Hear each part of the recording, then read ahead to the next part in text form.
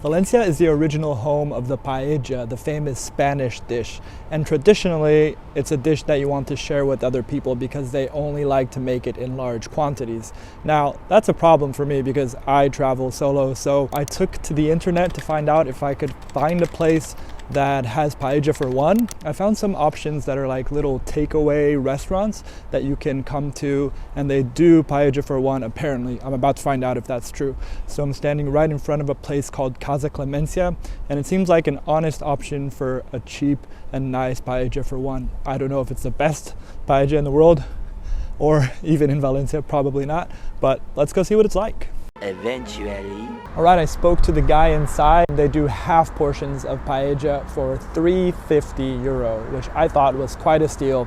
And I've noticed there are some Chinese tour groups going in. Today is Saturday, and it seems like they start service at around 1 o'clock. So I'm about to head in to have one of the first paella of the day, although I think the Chinese are gonna get to it first.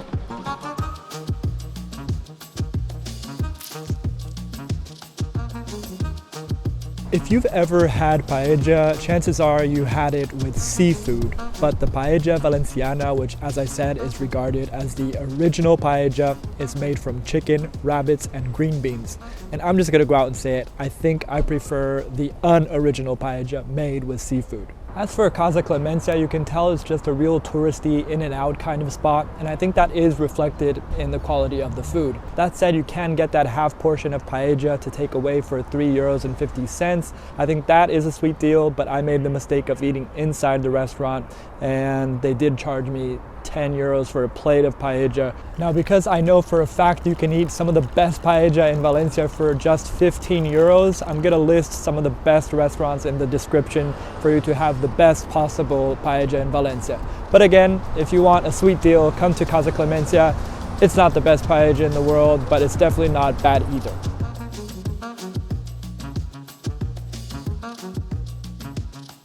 I'm now passing through Tulia Park on my way to my next destination, and I want to quickly talk about it because this is something the Valencianos are really proud of, because this is a 9-kilometer park that just stretches out like a snake through the city. So at any given moment, if you need a breather, you can just come to this park and relax. And obviously, because it's 9 kilometers long, it's just really easy to find it throughout the city.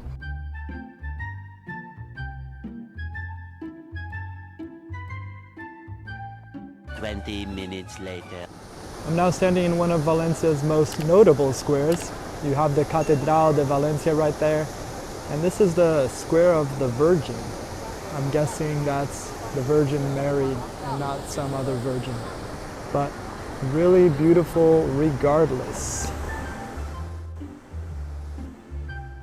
I've made it here to the city center, and I'm about to stop for the only must-have drink when in Valencia, and that is Agua de Valencia, or Valencia water. There's a place nearby called Bar and Kitchen that I've been to. Let's go check it out. So Bar and Kitchen is nestled here in this beautiful little square, and it's always packed full of people. I've had some food here before, and it was delicious, so I'm gonna find a table here and order a small jar of Agua de Valencia. Agua de Valencia is made from a generous amount of orange juice, Spanish sparkling wine, it's called cava, gin, and vodka.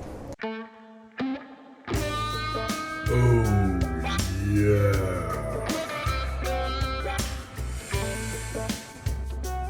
I need that juice. So I ordered the small jar, which is this one, definitely larger than I imagined, so a bit of a buzz going on. It's the one drink you must have when in Valencia, although I may have had a bit too much. Either way, it's just the buzz I needed to get us to our next destination, so salud.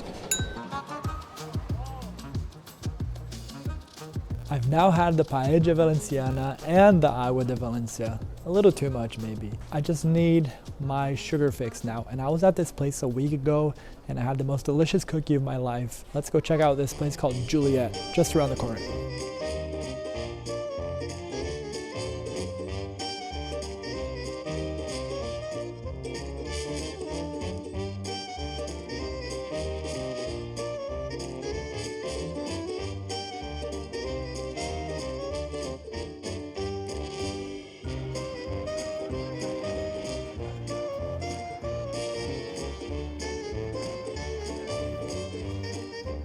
got my box full of cookies for tonight. And I took a bus here to where my friend's apartment is. Look at this. Valencia sunsets are just insane.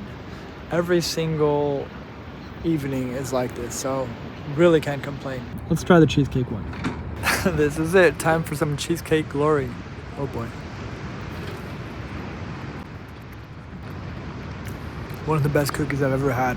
You could kind of taste like the burnt part of it in the back, but it's also really gooey, like cheesecakey in the middle. I'm not even gonna take another bite because I want more of this when I have movie night tonight. After Spain, I'm heading to England and Egypt and Tunisia, so there's a lot to come in 2024. Hope to see you there. And signing out, 3, 2, 1.